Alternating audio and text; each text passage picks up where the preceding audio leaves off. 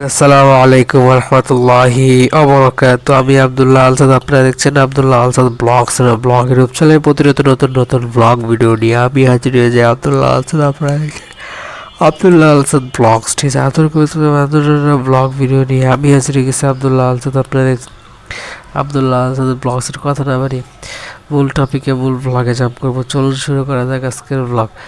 আজকের ব্লগ হচ্ছে ভার্সিটিতে ইলেকট্রিক্যাল সাবজেক্টে যে রুমটাতে সেই জায়গায় যে ইকুইপমেন্টগুলো আছে সেগুলো নিয়ে। অবস্থা বেশি ভালো না, আস্তে আস্তে সব কিছুই নষ্টের দিকে চলে যেতেছে। যেরকম মোবাইল নষ্ট হইতেছে, শরীরের টেম্পার আস্তে আস্তে, শীতের দিন আসতেছে না, শরীরে দাগ চলে আসে, কারণ হইতেছে শুষ্ক মৌসুম। আর চারিও বড় হইতেছে। এখন হইতেছে আমি দুইটা চারি বড় রাখছি, কারণ আমাদের কাজের সময় মাঝে মাঝে টেপ মারতে হয়, ঠিক আছে। দুইটা বুড়ো আঙ্গুল বড় রাখছি। এখন দেখি ওই শুরুতে অন্য একটা হাওয়া পায়, হাওয়া পাইলে কিছুদিন পরে আগেও তো কাটি, তা আবার কাটার একটা সময় চলে আসে।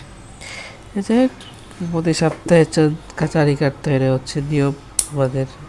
প্রতি সপ্তাহে চুল কাটা, নিচের চুল এরকম 1 মাস পর পর কাটা, এগুলো হচ্ছে একটা নিয়ম মাফিক কাজ। কিন্তু শরীর ওই কাজের কারণে একটা দুর্বল হয়ে যায়, এর লেগে অন্য কাজ করার জন্য সে এনার্জি আর থাকে না।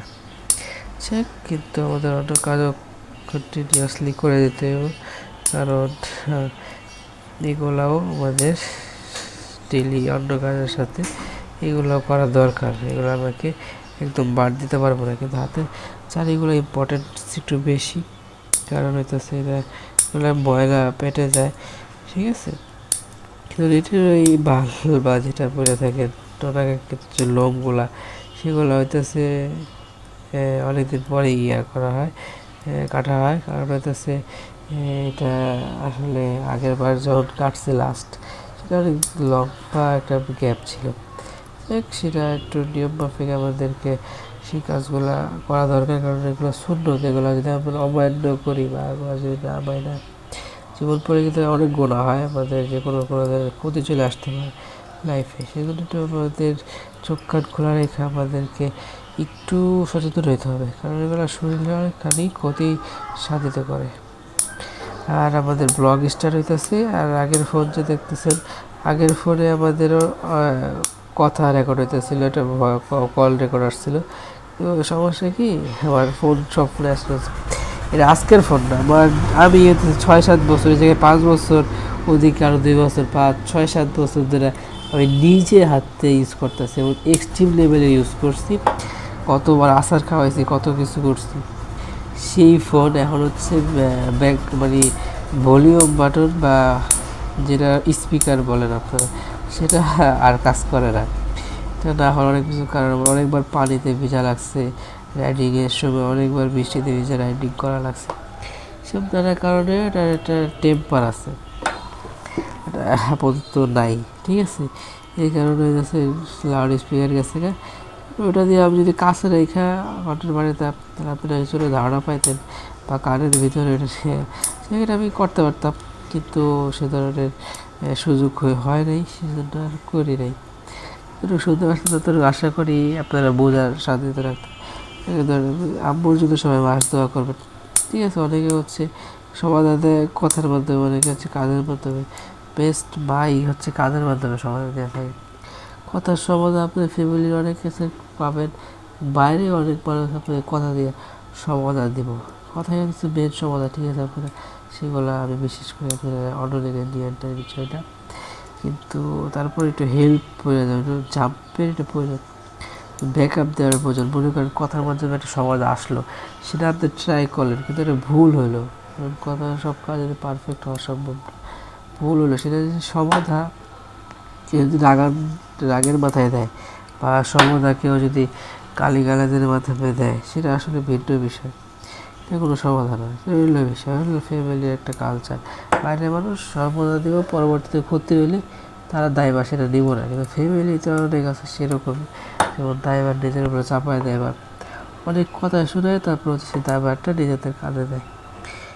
আসলে খারাপ না, বা যার যার সে যেভাবে শিখছে বা তার আশেপাশে যেগুলো ঘর এগুলো সে চেষ্টা করে তার অন্য ভাবে কন্টিনিউ করার। আবার ফোন আসছে, যাই হোক নাম্বার থেকে আসছে, আমি এটা অন্যভাবে এক্সপোজ করা যেতে পারে। হ্যালো আসসালামু আলাইকুম। জি জি বলেন স্যার। ও স্যার ঠান্ডা লাগছে স্যার, অসুস্থ স্যার।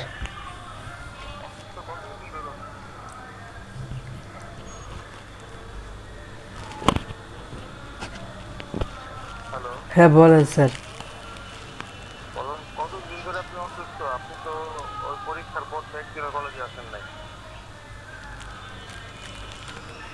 স্যার আসবো স্যার।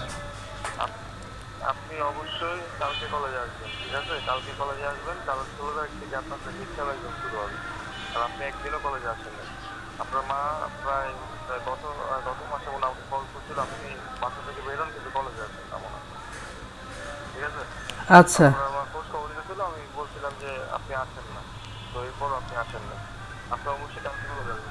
ঠিক আছে। আচ্ছা আসসালামু আলাইকুম।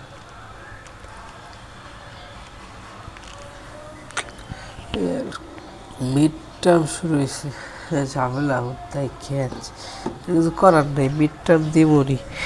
এখন আম্মুরে ফোন দিলে কি কমার, মিড টার্ম অনেকে না দিয়া ওই ইয়ার লেভেলের পরীক্ষাটা দিছে, এখন দেখা যাক কি হয় না হয়। একটু ভালোভাবে আমাদের সমাধান নিয়ে আসতে হবে।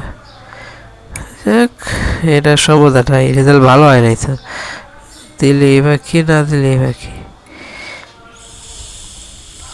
ঠিক আছে, আর পায়ের নখটাও বড় হয়, এটা কারি আল্লাহ সব বিপদে রক্ষা করে। আর হচ্ছে ওই জায়গায় গেলে কি এটার পরীক্ষা তো ভালো হয় না, শুধু লোভ দেখানো লেগে যদি পরীক্ষা দেয় তাহলে লাভ কি। তুই কে দিব, ফোন দিব সিম খুলে বা যেভাবে ঠিক আছে সমাধান মাধ্যমে পরীক্ষাটা দিই আগে। আর খোঁজ খবর নেই, ওই যে আমাদের পিওন দেখতেছেন, এই যে কলেজের খোঁজ খবর চলে আসলো, পিওন আসছিল, মনে করছিলাম যাইবো কেন, আবার আর সালা হেসে আসে না।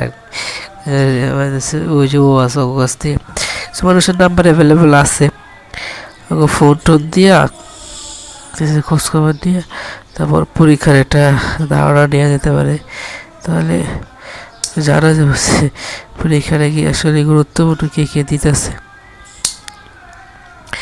এটাই এখন মিড টার্ম পরীক্ষা ভালো না খারাপ তা মানে পড়ি নাই তো, দেখি আসলে আব্বু হইতেছে এরকম বললে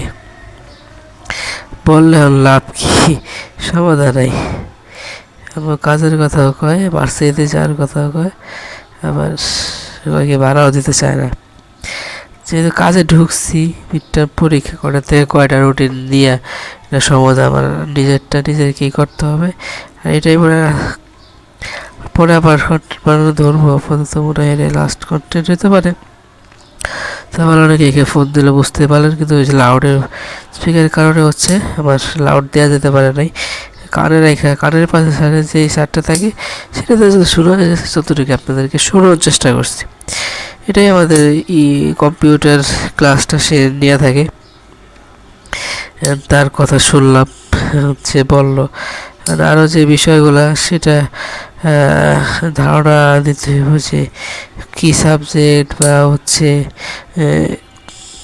কত কি বা পরীক্ষাগুলো কীভাবে দেওয়া যেতে পারে, কজন অ্যাটেন্ডেন্স আছে, বেসিক ধারণা নিতে হবে। কিন্তু কড়াকড়ি পরীক্ষা হয়ে যায়, আসলে কড়াকড়ি হওয়ার দরকার।